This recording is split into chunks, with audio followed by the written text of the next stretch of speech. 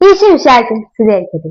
ഞാനും കാഴ്വയിലേക്ക് എന്ന പ്രയാണത്തിൽ ഇന്ന് യോഹന്നാന്റെ സുവിശേഷം 17-ാം അധ്യായം 9 മുതൽ 19 വരെയുള്ള വചനഭാഗമാണ് വിചിന്തനം ചെയ്യുന്നത്. യോഹന്നാന്റെ സുവിശേഷം 17-ാം അധ്യായം 9 മുതലുള്ള വാക്യങ്ങളിൽ തന്റെ ജീവിതത്തുല്യം ശിഷ്യരെ സ്നേഹിക്കുന്ന ഗുരുവിന്റെ ആഴവും ആത്മാർത്ഥവുമായ പ്രാർത്ഥനയാണ്. ചെകുത്താന്മാർ ഞങ്ങളെ കാത്തിടുകിൽ, ചത്താലും ഞങ്ങൾക്കതിഷ്ടമല്ല. ഈ ഈരടികൾ പണ്ട് മുതലേ നാം പാടി പ്രാർത്ഥിക്കുന്നുണ്ടല്ലോ. ഈ വചനഭാഗത്തും ഈശോ തന്റെ ശിഷ്യർക്ക് വേണ്ടി പ്രധാനമായി പ്രാർത്ഥിക്കുന്നു. അപ്പ, ദുഷ്ടനിൽ നിന്ന് അവരെ കാത്തുകൊള്ളണം, സത്യത്തിൽ വിശദീകരിച്ച് സ്നേഹത്തിൽ നിലനിർത്തണമേ. യേശു പറയുന്നു, അവർ ലോകത്തിലുള്ളവരാണ്, എന്നാൽ ലോകത്തിൻ്റെതല്ല.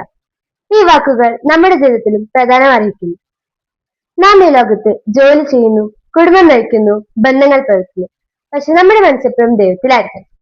ഈ ലോകത്തിന്റെ ദൂഷ്യചിന്തകൾക്കും സ്വാർത്ഥതയ്ക്കും അസൂയയ്ക്കും നമ്മെ കീഴടക്കാൻ സാധിക്കരുത്. യേശു പിതാവിനോട് ഒരു പ്രധാന അപേക്ഷ ചെയ്യുന്നു. സത്യത്തിൽ അവരെ വിശദീകരിക്കുന്നു. നാം ഓരോരുത്തരും സത്യത്തിലാണ് വിശദീകരിക്കപ്പെടുന്നത്. ദൈവവചനം സത്യമാണ്. ദൈവവചനത്തിൽ നാം ഉറച്ചു നിൽക്കുമ്പോൾ നാം ശക്തിയുള്ളവരാകുന്നു. പ്രശസ്തി, പണം, ശക്തി എന്നീ ലോകവാഗ്ദാനങ്ങളെല്ലാം താൽക്കാലികമാണ്.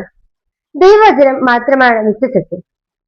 യേശു പറയുന്നു, പരിശുദ്ധനായ പിതാവേ, അവർ നമ്മെ പോലെ ഒന്നായിരിക്കേണ്ടത്. ഐക്യം. ഇന്ന് ഈ ലോകത്ത് മതം, രാഷ്ട്രീയം, അഭിപ്രായം എന്നിവയിൽ വിഭിന്നതകൾ കൂടുതലാണ്.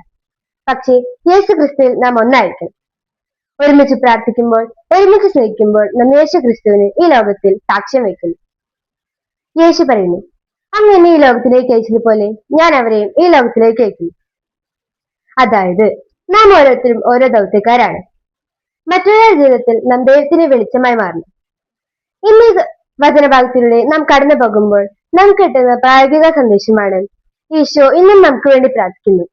ഈശോയുടെ സംരക്ഷണത്തിലാണ് നാം എപ്പോഴും. ഈ ലോകത്തിൽ ദൈവത്തിന് വെളിച്ചമായി മാറാൻ നമുക്ക് സാധിക്കണം. ദൈവവചനം നമ്മെ വിശദീകരിക്കട്ടെ. സത്യത്തിൽ നിലകൊള്ളാൻ നമുക്ക് എല്ലാവർക്കും സാധിക്കട്ടെ. നല്ലൊരു നോമ്പുകാലം എല്ലാവർക്കും ആശംസിക്കുന്നു. നന്ദി, നമസ്കാരം.